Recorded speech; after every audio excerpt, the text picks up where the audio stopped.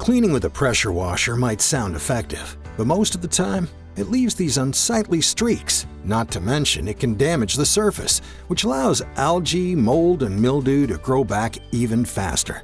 So let's take a look at the easier, faster, and most importantly, safer way to clean your concrete without a pressure washer by using 30 seconds outdoor cleaner. For best results, apply on a cool or overcast day. To begin, mix 30 seconds outdoor cleaner in your favorite sprayer with equal parts water. Next, be sure to thoroughly saturate the area. Concrete is a very porous surface, so heavy saturation is key. You should see cleaner pooling on the surface. If the surface looks dry or barely damp after a few minutes, then you don't have enough cleaner and should apply another layer. After the cleaner sits for 15 minutes, you may need to lightly brush the surface or even spray on a bit more cleaner for heavily stained areas.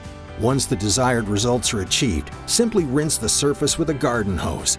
And since 30 seconds breaks down readily in the soil, you're safe to rinse directly into your surrounding lawn and landscaping.